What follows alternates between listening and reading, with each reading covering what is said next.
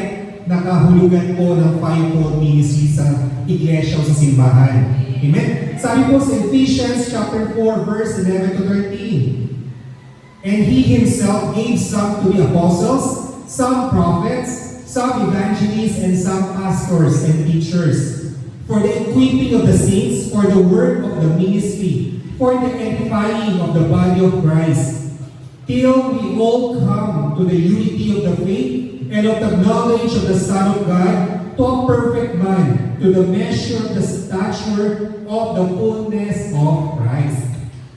Sa Tagalog po, sa Mabuting Balita Biblia, Efeso chapter 4 verse 11 to 13, na maunawaan po na lahat. Sa verse 11, at binigyan niya ang ilan ng kaloob upang maging mga apostol, mga iba na may mga propeta, mga iba ay mga evangelista, at iba ay mga pastor at mga guro. Ginawa niya ito upang handa sa paglilingkod ang lahat ng mga hinirang upang maging matatag ang katawan ni Kristo. Hanggang makarating tayo sa pagkakaisa ng pananampalataya at pagkakilala sa anak ng Diyos at maging ganap ang ating pagkatao ayon sa pagiging ganap ni Kristo. Amen. So ano po ba tayunin? Bakit po kailangan may fivefold ministry o tungkulin sa iglesia? Amen? Sabi niyo po rin ba may mga ibang churches, tatlo na lamang daw po ang ministry or threefold ministry na. Meron naman nagsasabi one-fold ministry na lang. Yung iba naman nagsasabi wala. Amen? Dahil po tayo po ay isang evangelical church, ibig sabihin po evangelical church, tayo po ay gumaganap sa pamamagitan po ng salita ng Diyos sa Biblia. Lahat po ng ating pong pagtuturo, lahat ng ating nilalakaran, lahat ng ating pagkilos ay tungkol sa Biblia. Amen?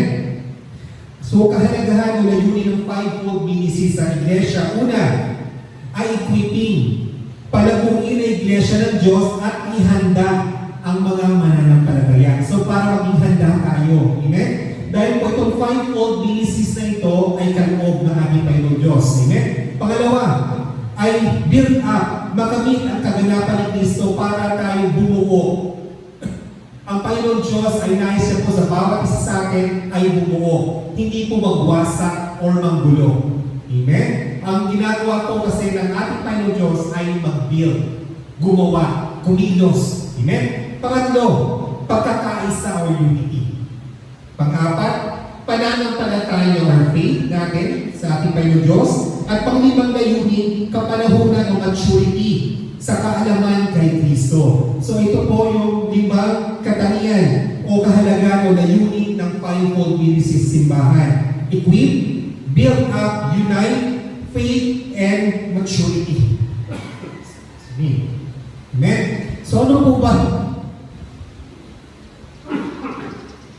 Ano po ba yung limang fivefold ministry nito? Amen? Una, apostles. Apostol.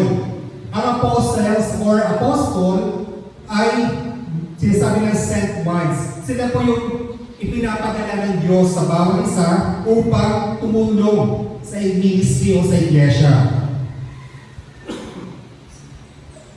Ang mga tagapagtatag o bumubuo ng iglesia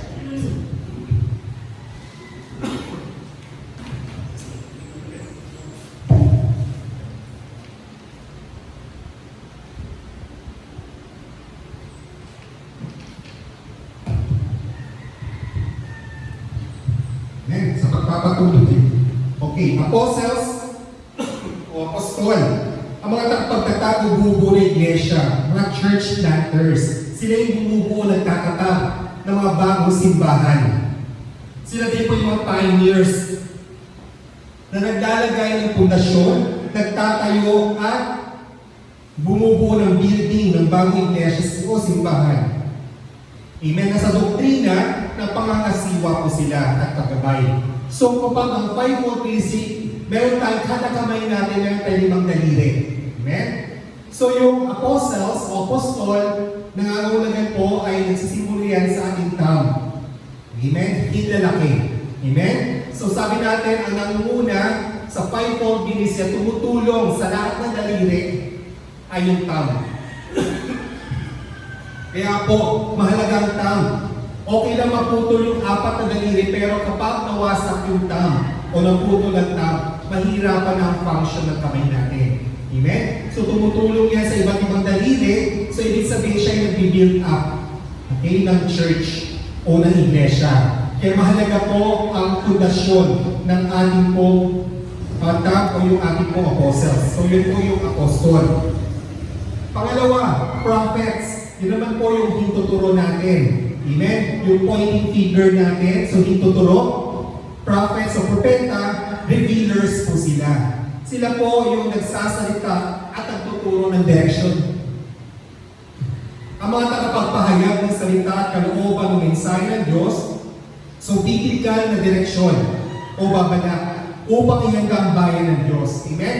So sa panahon ngayon kasi kailangan po natin 5 ang ministry po sa simbahan. Hindi lamang po 1, 2, 3, 4, so dapat po kumpleto. So ang kaloob ng ating pong banal na espiritu ay ito pong 5-fold ministry. Ang nilalayo po ng church o iglesia ay ang kanyang sambahayan o yung kanyang nakapaloob dito. Amen? So sabi po natin pa yung Diyos, go and make disciples. Ibig sabihin po, ang bawat isang miyembro ng simbahan ay kailangan po ay magdisipulo at maging equip. Ibig sabihin po, sabi sa atin kanina, layuning equipment o yung pag-equip po tayo. So dapat maghanda tayo kung anong gift natin. So nakita na natin apostles. Kung meron kayong gift ng pagtatag o pagpapayunay ng church o paghawak ng simbahan, amen, pwede kayong maging apostles. Amen? So kung nais nyo po, ang gift po, ipinagkakalog ng Diyos yan. So kailangan po talaga ay gumanap po tayo. Pangalawa, prophets, yung tuturo. Kasi tagaturo yan. Ibig sabihin po, tinuturo niya yung anong direksyon ang tatahakin po ng mga membro ng simbahan. Itinuturo niya, ito yung mangyayari sa ito yung vision mo. Ito yung mission mo sa church. Kaya po, tinatawag po silang propeta. Nakita na natin yung nagaganap po, naganap sa mga Old Testament tayo, yung mga propeta inuusig, hinuhuli, pinapatay. Kaya sila po yung nagtatago. Amen? Kaya po yung mga modern day prophets ngayon, amen? Kung meron kayong regalo, kung saan po ang kapahayagan ng Diyos pinagkakalog sa inyo at na-interpret nyo po naman po yung pinagkakalog ng Diyos, kayo po ang magtuturo sa mga members po ng church. Prophets po yun. Amen? Kayo po yung may complete revelation na nagmumula sa Panginoon Diyos. Isa po siyang regalo. Amen? So, pangatlo, yung middle finger po natin o hinalato. Amen? Ang tinatawag natin sa Tagalog, hinalato. Ito naman po yung evangelist o evangelista. They are proclaimers. So proclaimers, ibig sabihin ang mga nagdadala ng mensahe ng kaligtasan o salvation sa lahat ng pagkakataon, sa lahat ng dako. Sila po yung mga lumalabas, yung nakikita natin sa mga bus, sa mga jeep, sa mga lansangan, amen, sa mga malls, na nangangaral ng salita ng Diyos, sila po yung mga evangelist. Kaya po sila mataas, di ba? Hindi na to o yung ating pong middle finger, kasi kailangan po nila ipahayag ang salita na maging all out, wide ang kanilang pag-isip. Kaya po mataas po sila. Amen? Ibig sabihin po, lahat po ito panday-panday, pero may sarili-sarili po silang function. Amen? So yun po yung ipahayag ang salvation na nagmumula sa Diyos. Kung saan sabi natin sa salvation, ang salvation po hindi po dahil sa pagbibinyag, maliligtas ka, hindi po doon. Hindi rin po ang salvation ay dahil po nagsisimba ka o kaya dahil na gumagawa ka ng mabuti, kundi yung ating pong pananampalataya at paniniwala sa Diyos bilang Diyos at tagapagligtas na si Jesus. Amen? So wala sa naguhulog ako, nagdodonate ako sa church, nagpapatayo ako sa pagpapagawa ng church. Amen? Gumagawa ako mabuti, tumutulong ako sa kapwa ko. Kung wala makain kapitbahay ko, binibigyan ko makain, wala po doon ang kaligtasan. Kundi tanging sa ating Panginoon Diyos sa Yesu Cristo lamang po ang tanging kaligtasan natin kung gumaganap po tayo. So ang evangelist, kaya kadalasan ng mga evangelist maingay. Amen? Kung meron kayong kasamang madaldan, possible na kahilig siya bilang evangelista. Amen? Pangapat, yun po yung palasing singer or ring finger. Tumutukoy po sa mga pastors. Okay? Pastors or tinatawag natin mga shepherds. Yung may tagapagkalaga ng tupa.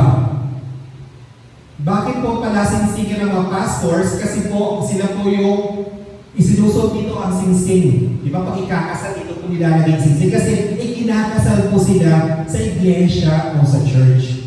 Amen? Kaya po ang pastor, kung meron kayong gift ng pagpapastor, kayo po ang mga ngalaga sa mga tupa, shepherd kayo, katulad ni David, kung saan po naging shepherd siya bago siya maging hari. Amen? So, kayo po ay kinakasal sa simbahan. So, well-equipped kayo sa loob ng church upang pangalagaan ang mga tupa. Kaya pag may nawawalang tupa, di ba sabi nga, iwan yung siyam na siyam at hahanapin yung nag-iisang nawawala.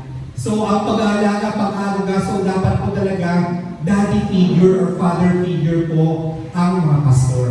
Amen? Sila kasi po yung nangalaga sa pamilya ng simbahan, sa loob ng church. Kaya po tatay ang turing natin sa mga pastors. Kaya nire-respect po natin mga pastors, nagmamano tayo, pag-alis tayo, mag-blessing tayo para sa blessing. Kasi blessing, sa Filipino values, ang pagmamano kasi ay upang ipasa ang blessing na nagmumula sa magulang.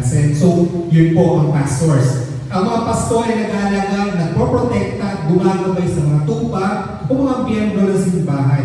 Nagbibigay ng spiritual na pagdubay. Amen? At huli, panglima, teachers or guro. Yun po yung tinatawag natin na pinky finger or hiniliit. Amen? So ito po, tinatawag din pong kalikingan. Amen? So yung pinakamaliit. Bagamat maliit siya, matapang din po dapat ang teacher. Okay? Ibig sabihin, ang teachers ay instructors. Nagtuturo at naglilinis ang pandinig. Ibig sabihin, kaya maliit yan, di ba kapag mayroong makati sa tenga natin, ginagano natin, kaya pag meron naman yung ilong natin, ginagamit natin yung hindi naman tang, di ba, kung itong hililiit natin.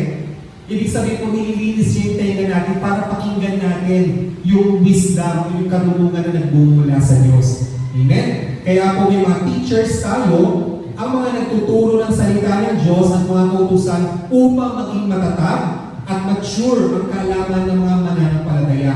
Amen? Yung knowledge, pinagkakalog ng mga teachers. Katulad din po ng mga teachers sa school, amen, na nangangalaga sa mga estudyante. Amen? Pero sa kanila, sa mga teachers sa simbahan, sila po yung tuturo ng tama at mali at kung paano po tayo umayo sa ating pong pananampalataya at sa ating pong buhay. Ihanda ang mananampalataya para sa misyon. Amen? Bawat isa sa ating may misyon at ipaliwanag ang mga katotohanan sa pamamagitan po ng Biblia. Kaya po ang mga teachers, well-equipped yan. So sabi nga nila, mga teachers bookish. Kung ano man po yung lagi nila, yung sulat sila nagbabasa ng Biblia. At may mga cross-references pa sila. So kapag ganun po kayo, bookish, at the same time, lagi kayo nagbabasa, nag-aaral ng salita ng Diyos, at marami kayong mga references, ang pagtawag sa inyo, teacher. Amen?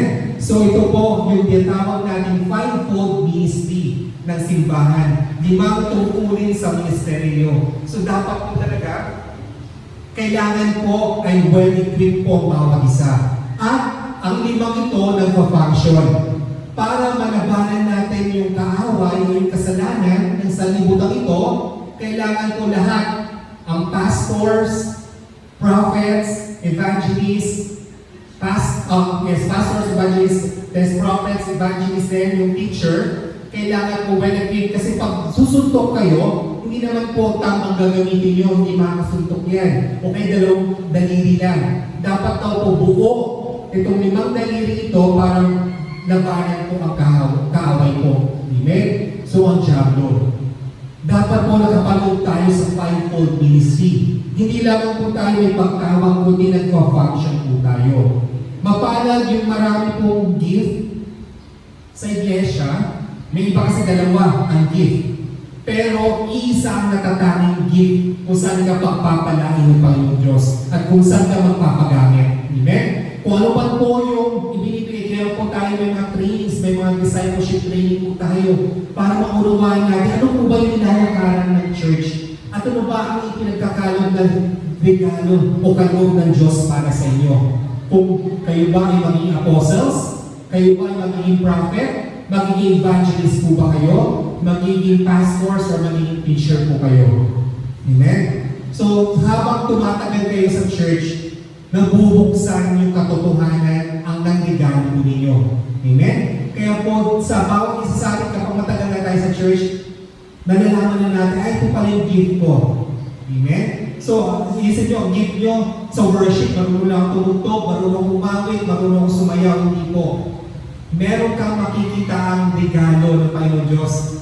Kung saan ka itinalaga ng Diyos, pagpusayan at pagbutihan po ninyo. Amen? Kasi po, yung iba na iisa landas yung ang para sa kanya, teacher. Pero, ang gusto niya ito. Pero ang gusto ng Diyos ay maging guru ka, magturo ka, pero hindi ka pala pwede equip sa pastor mga lanya ng tupa. Amen? Sabi nga po ng sa seminar natin, para daw po worship, gusto mong pumasok ng worship, hindi ka naman marunong tumugtog, hindi ka marunong umawit o sumayaw. So hindi ka para sa worship team. Amen? So kung marunong ka manampalataya o mag-pray, possible ka sa prayer ministry. Amen? So ganoon po yung pagtawag. Hindi natin ipinipilit ang sarili natin sa kagustuhan natin, kundi ang kagustuhan po ng ating Panginoon Diyos. So welcome po. Amen? So napakabuti ng Panginoon Diyos. Tunay nga po napakabuti dahil nais ng Diyos. May nakikita ako dito sa church na potential apostles. May mga potential prophet po sa loob dito. Kahit konti tayo, nakikitaan po natin. Meron po tayo nakikitaan evangelist po dito. Amen? May mga susunod na pastors po dito at mga susunod na teachers po dito sa GCM Quezon City. Amen?